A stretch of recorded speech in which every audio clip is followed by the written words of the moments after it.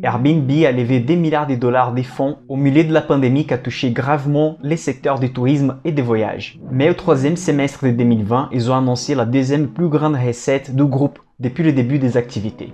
Est-ce qu'il vaut la peine d'investir dans cette société depuis le début? Et c'est exactement ça qu'on va analyser ensemble aujourd'hui. Je suis Michael Ravaneda, je suis ingénieur, analyste financier et dans cette chaîne, je parle d'investissement à long terme. Si vous êtes ici pour la première fois, bienvenue. Je suis sûr que dans cette chaîne, vous allez trouver plein de sujets par rapport aux investissements à long terme et boursiers qui va vous intéresser. Cette vidéo, c'est une vidéo éducative où vous pouvez utiliser les informations pour faire les analyses par vous-même. Je vais commencer cette vidéo avec l'histoire et l'idée principale d'Airbnb dans les marchés. Ensuite, on va voir les impacts de la pandémie dans le business d'Airbnb, ainsi qu'on va analyser les résultats du troisième trimestre de 2020 qui a battu des records dans les groupes. Dans une deuxième partie, je vais parler de l'introduction d'Airbnb dans la bourse, faire les comparatifs entre les concurrents et Airbnb. Et cela va nous permettre d'analyser les avantages et les inconvénients. Et bien sûr, en visant les potentiels de la société. Il est probable que cette vidéo arrive à une trentaine de minutes. Donc, si vous voulez, vous pouvez accélérer la vidéo à la vitesse que vous souhaitez. En fait, Airbnb a commencé avec une idée simple, comme toutes les grandes startups aux États-Unis. Comme vous pouvez voir dans l'image suivante, cela a commencé avec un mail de Joey vers son ami Brian, deux des trois fondateurs d'Airbnb. Comme vous pouvez voir ici, il avait dit « I thought of a way to make a few bucks ». Donc en gros, il a pensé juste une façon d'arrondir la fin de mois. L'idée, ça semble génial, mais à l'époque, il n'y avait pas d'investisseurs intéressés dans les startups. Ils ne voulaient pas investir dans Airbnb. Dans l'image suivante, vous pouvez voir les trois fondateurs d'Airbnb. Au début, l'entreprise s'appelait Airbed and Breakfast, mais après, ça restait Airbnb. Après la difficulté initiale de trouver d'investisseurs pour commencer le business, finalement, ils ont trouvé quelques investisseurs. Dans l'image suivante, vous allez voir les principaux investisseurs d'Airbnb jusqu'à la fin 2019.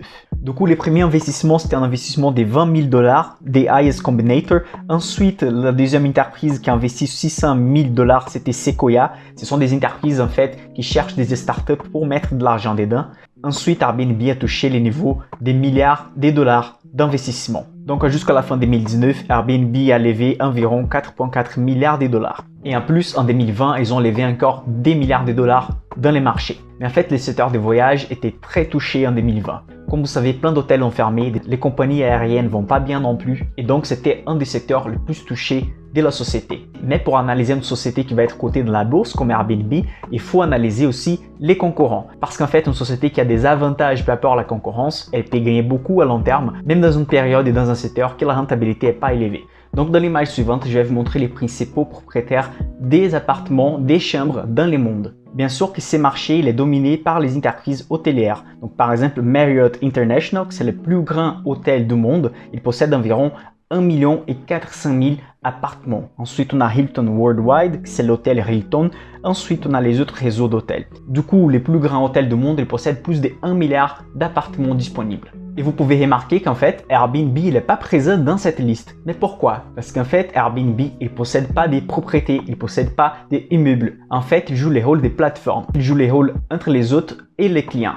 En fait, si on souhaite mettre Airbnb dans cette liste, il va avoir plus de 7 milliards d'appartements et même plus encore si on compte les nombres des chambres disponibles. Quand on analyse son principal concurrent que c'est Booking, on a tous les réseaux d'hôtels dedans. Du coup, vous pouvez réserver un hôtel à travers des bookings. Mais avec Airbnb, on négocie directement avec les propriétaires de la chambre ou de l'appartement. Du coup, dans ce type d'activité, des négociations directes entre les hôtes et les clients, Airbnb est le leader mondial. Donc déjà, on sait que tous les secteurs liés au tourisme étaient très impactés. Mais comment ça a impacté Airbnb? En fait, la capitalisation boursière qui était de 31 milliards en mars de 2017, elle est shootée à 18 milliards en avril 2020. Airbnb aussi également a démissionné 25% des employés, ce qui a obligé les propriétaires d'Airbnb d'élever des milliards de dollars dans les marchés. Encore dans cette vidéo, je vais vous expliquer en détail pourquoi ils ont besoin de 2 milliards de dollars et l'utilité de ça. Donc vous imaginez qu'Airbnb a perdu presque la moitié de sa capitalisation. Et la capitalisation d'une société en bourse, c'est le nombre d'actions disponibles fois les prix de l'action. En fait, cette capitalisation, elle est estimée par rapport au niveau de valorisation de la concurrence et des fonds levés par Airbnb. Ok, une fois pendant la pandémie, toutes les entreprises de tourisme ont perdu la moitié de la valeur, comme Airbnb. Mais la récupération, est-ce que c'était pareil pour toutes les entreprises? Maintenant, on va analyser certaines données financières d'Airbnb. Donc, dans l'image suivante, vous pouvez voir en bleu les revenus d'Airbnb. C'était le deuxième meilleur trimestre de l'activité d'Airbnb depuis sa création. Donc vous pouvez analyser que le deuxième trimestre, elle a eu une recette beaucoup moins élevée. Mais en fait, quand les marchés ont commencé à reprendre à la fin de la première vague de la pandémie, Airbnb a battu des records. Il y a aussi une chose très intéressante à analyser, c'est que vous pouvez voir en rouge Sales and Marketing Expenses, donc les dépenses avec le marketing d'Airbnb, a été coupé. Et même avec cette chute des dépenses en marketing et de publicité, Airbnb a battu des records. Et ce qui est étonnant, c'est que vous pouvez remarquer que cette hausse des revenus d'Airbnb après la première vague de la crise était même supérieure à l'année 2019. En fait, cette récupération était très rapide et si forte qu'en fait, le niveau des revenus reçus au troisième semestre 2020 était plus élevé que des 3 trimestres de 2019 où on ne connaissait même pas les mots coronavirus. Mais bien sûr, si on analyse le deuxième trimestre où on a été en pleine pandémie, la perte était d'environ 500 millions de dollars. Donc une perte de 500 millions de dollars, ensuite avec un revenu d'environ 1 milliard et 300 millions. Donc encore, je vous montre notre graphique qui montre par trimestre les revenus d'Airbnb. Du coup, comme vous pouvez voir, cette récupération, elle était faite de manière très forte et stable. Maintenant, je vais vous montrer les données financières d'Airbnb. Comme Airbnb n'est pas encore coté dans les marchés, elle est obligée de partager avec les marchés les prospectus. Les prospectus, il a toutes les données financières d'Airbnb avant d'entrer dans la bourse, ainsi comme ils vont lister aussi les risques, les avantages et les inconvénients. Je vais laisser les liens de ces documents dans la description de la vidéo. Il y a plus de 450 pages où j'ai trié les informations plus intéressantes pour vous montrer dans cette vidéo. Donc n'oubliez pas, si vous voulez que je continue avec ce travail et des analyses approfondies, likez la vidéo et partagez avec vos amis. Déjà, dans ces documents, on peut remarquer des informations très intéressantes, comme par exemple les nouveaux comportements des voyageurs. Donc dans l'image suivante, je vais vous montrer les comparatifs des voyages internationaux et des voyages domestiques. Comme vous pouvez remarquer, les points plus en bas, c'était en avril, où la majorité de la planète était confinée. Donc avant les confinements, on avait une tendance que la moitié des gens qui prenaient d'Airbnb, c'était des voyageurs internationaux. Donc on peut voir qu'à partir d'avril, en fait, ça s'est renversé. En fait, on avait plus de voyages domestiques, ça veut dire dans un même pays, par rapport aux voyages internationaux. Donc là, on remarque une nouvelle tendance. Bien sûr, dans certains pays, on peut se déplacer dans les pays. Du coup, les gens continuaient à voyager ou passer des vacances ou essayer de rester avec leurs parents plus proches. Du coup, ils utilisaient d'Airbnb juste pour se décaler dans les pays. Mais les voyages internationaux, c'était plus difficile car beaucoup de pays avaient fermé les frontières, surtout en Europe. Donc, ce qui nous confirme ça, c'est le graphique suivant. Dans ces graphiques, on va analyser la distance parcourue par des personnes qui ont réservé des chambres ou des appartements Airbnb. Avant la pandémie, vous pouvez voir la barre rouge, elle est plus élevée car les gens faisaient des voyages plus grands. Ici, c'est 500 miles, c'est l'unité américaine des distances. À partir du mois d'avril, du coup, la distance principale parcourue par des voyageurs, c'était entre 50 et 500 miles. Du coup, ce sont des distances que normalement, on va parcourir dans les propres pays. Du coup, la majorité des personnes ont commencé à réserver des appartements ou des chambres Airbnb dans leur propre pays et aussi elles prenaient une distance plus petite des voyages. Ces données, ce sont importantes car en fait, l'activité d'Airbnb n'était pas réduite à zéro. Quand même, les gens ont continué à voyager ou se déplacer dans beaucoup de pays. Il faut avoir en tête qu'Airbnb, il est disponible dans plus de 150 pays. Donc en Europe, on était très confinés, mais ce n'était pas le cas de l'Amérique latine et de l'Asie, par exemple. Comme vous pouvez imaginer, des villes comme Paris, Londres, Milan, etc. Ce sont des villes qui reçoivent beaucoup de tourisme. C'est où on a beaucoup d'appartements et des chambres disponibles dans Airbnb. Du coup, si on a moins de tourisme dans ce type de villes, bien sûr, l'activité d'Airbnb va être impactée. Mais je vais vous montrer les graphiques suivants. Donc là, vous pouvez voir en rose, en fait, c'est la partie des réservations d'Airbnb réalisées dans les 20 plus grosses villes du monde. Et en rouge, on a toutes les autres villes de la planète. Donc avant la pandémie, le nombre de réservations dans les grandes villes, c'était d'environ des 3 à 5% du chiffre d'affaires d'Airbnb. Ensuite, après la pandémie, vous pouvez voir que le nombre de réservations dans les grandes villes s'est réduit. Par contre, le nombre de réservations dans les petites villes ou les villes intermédiaires a même augmenté. Et c'est que c'est très bénéfique pour le business d'Airbnb. Ils vont gagner des clients qui vont faire des voyages en interne. Du coup, parmi les 450 pages de documents financiers, j'ai trouvé cette information très importante. En fait, il dit que la réservation dans les 20 principales villes où Airbnb est installé s'est réduite de 52% entre septembre 2019 et septembre 2020. Par contre, dehors du top 20 des villes du monde, par contre, les villes qui ne sont pas parmi les top 20 des principales villes d'Airbnb, la réduction des nombres de réservations s'est réduite simplement de 19%. Donc ici, vous pouvez voir la différence énorme entre les valeurs. Une chose importante pendant la pandémie, c'est qu'Airbnb a profité des gens qui avaient des réservations. Ils ont continué à louer l'appartement une fois qu'ils étaient obligés d'être confinés ou simplement de s'approcher de leur famille. Donc, le nombre de réservations de longue durée a augmenté d'environ 13% même pendant la pandémie. Donc la société montre une résilience et antifragilité comme Nassim Taleb aime bien décrire dans ses livres. En fait, elle était très impactée, mais la récupération est arrivée même avant la vague massive des vaccins qu'on doit recevoir en 2021. Maintenant, on va attaquer plutôt les sujets des IPO, l'introduction d'Airbnb dans la bourse. On va analyser la concurrence et aussi on va parler des autres données financières d'Airbnb, ainsi qu'on va parler des avantages et inconvénients. D'abord, pour comprendre où on est maintenant au niveau de la pandémie et comment ça touche le niveau du tourisme, je vous montre l'image suivante. Du coup, ici, vous pouvez voir le nombre de passagers 1 million mesurés par l'Agence internationale des tourismes en termes d'aviation. Du coup, ici, vous pouvez voir en rouge le nombre de passagers et des voyageurs en 2019 par rapport en bleu le nombre de voyageurs en 2020. Donc, vous pouvez voir qu'à ce moment, on a environ à 40% de la valeur normale qu'on avait en 2019. Du coup, même avec une chute de 60% des voyages au monde entier, Airbnb a battu les records 2020 des recettes au troisième trimestre. Donc, si la récupération d'Airbnb était très rapide et forte après la pandémie, c'est ça qu'on attend aussi des concurrents. Mais comme vous pouvez voir, donc en orange ici, vous pouvez voir Booking, la récupération elle était rapide aussi, mais loin de battre les records historiques. Donc la récupération était forte, mais la recette c'était moins élevée que l'année de 2019. Pour Marriott, encore c'était pire, la récupération elle est très petite comme vous pouvez voir, par rapport à 2019, la valeur elle arrive même pas à 30%.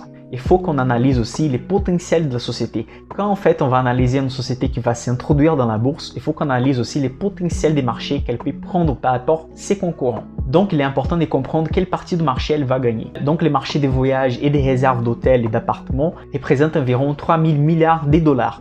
Et Airbnb touche environ à ces moments seulement à 2 milliards de marché. Mais le potentiel encore, il est énorme. Et les principaux marchés visés par Airbnb, c'est l'Asie. L'Asie représente environ entre 40 et 50% du marché d'Airbnb dans le futur. J'ai fait une parenthèse ici juste pour dire que la recette d'Airbnb, elle vient d'une seule source. En fait, des frais des hôtes, qui sont les propriétaires d'appartements et des chambres, et des clients qui vont louer la chambre ou les appartements. Du coup, en fait, la recette, elle est très simple. Elle vient seulement de ces deux types de sources. Ça veut dire qu'Airbnb, encore, elle peut profiter et penser des autres façons d'ajouter des frais ou d'ajouter simplement des services qui vont intéresser aux gens qui vont faire les voyages. Par exemple, offrir un service de guide ou même des nourritures livrées à la maison, comme Uber Eats ou Just Eat fait au monde entier. Comme on avait discuté avant, Airbnb il est de loin les plus grands fournisseurs de chambres et d'appartements au monde. Comme vous pouvez voir dans l'image suivante, si on considère la plateforme d'Airbnb, il possède environ 7 millions d'appartements et de chambres disponibles. En deuxième place, on a Booking. En troisième place, on a Tuya. Si on considère en fait les hôtels, Booking il dépasse Airbnb. Mais du coup, dans ces cas, on va considérer tous les appartements et chambres disponibles des hôtels partenaires des Booking. Du coup, dans le sens où les clients vont négocier directement avec les propriétaires de l'appartement ou de la chambre, Airbnb est déjà le leader mondial. Je vais encore revenir sur les prospectus pour vous montrer une information très intéressante.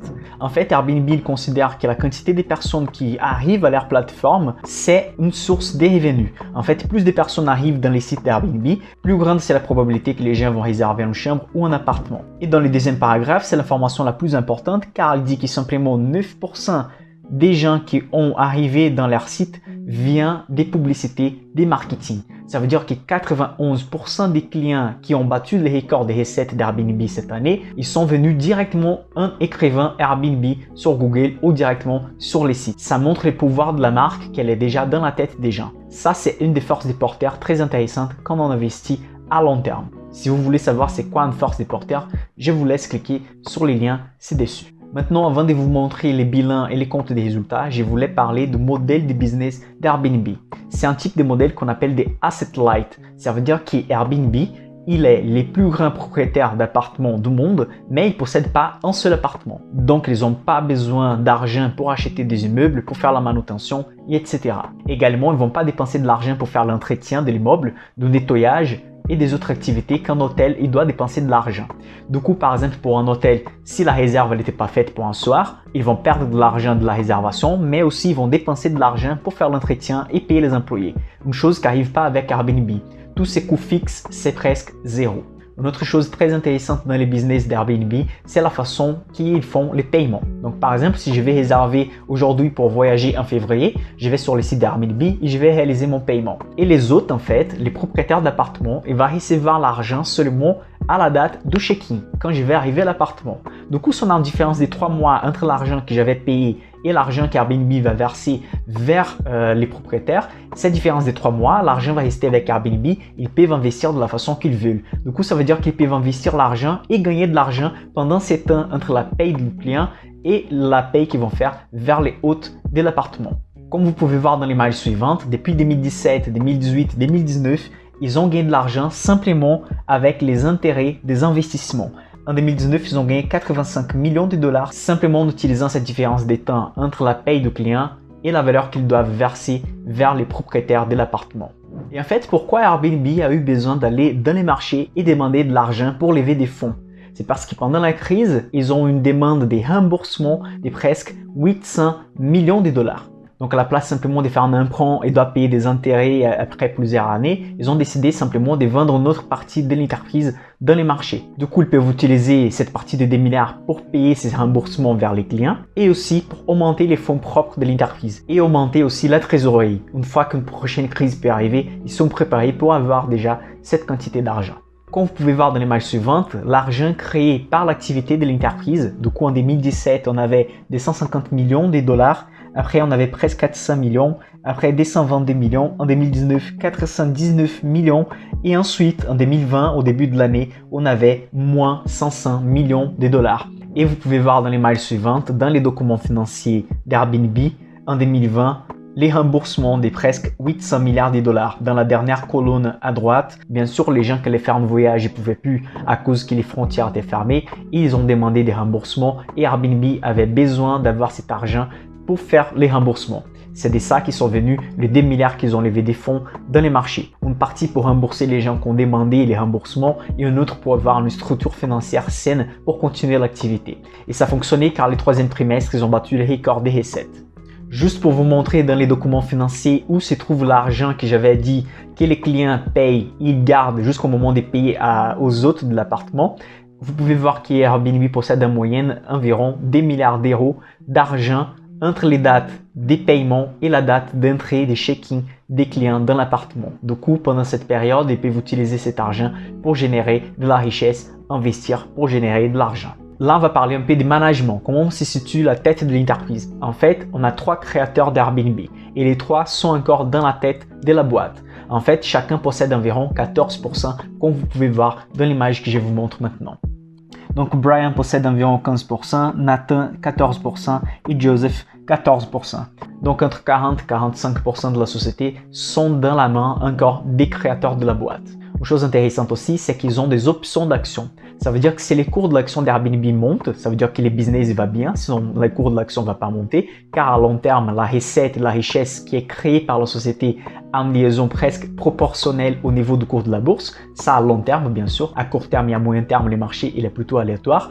Mais à long terme, du coup, si les PDG de l'entreprise arrivent à livrer des résultats, il va créer de la richesse, il va augmenter le nombre de clients et d'appartements dans la plateforme. En faisant ça, il va augmenter les business de l'entreprise. Et s'il arrive à faire tout ça, il va recevoir des bonus. Du coup, dans l'image suivante, vous pouvez voir les plans des options d'action. Du coup, par exemple, on suppose que les cours de l'action des Airbnb en 2030, que c'est la dernière ligne, arrive à 485 $. Ça veut dire que les PDG, il va recevoir un nombre total de 1 200 000 actions d'Airbnb. Du coup, c'est un bonus s'il arrive à faire les cours de l'action monter. Du coup, dans ces cas, le management de la société a la même vision à long terme que les petits actionnaires. Maintenant, je vais parler des risques d'investir dans Airbnb. On a 4 grands risques. Le premier, c'est la manque d'exclusivité. Donc, par exemple, tout le monde qui est inscrit dans la plateforme d'Airbnb peut changer vers une autre plateforme.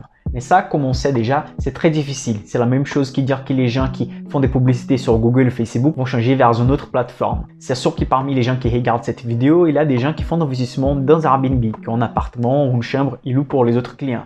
Vous pouvez laisser ici donc les commentaires par rapport à la plateforme. Moi, je connais simplement comme client. J'ai déjà connu 16 pays en Europe et la moitié de ces pays, j'ai utilisé Airbnb et je ne regrette pas. Mais ça, c'est mon expérience comme client et là, dans cette vidéo, on essaie de regarder les niveaux financiers et comme investisseur. Et pour ça, il faut analyser pas simplement les avantages, mais les inconvénients. Donc, je vous invite à écrire les inconvénients dans les commentaires si vous avez par rapport à Airbnb.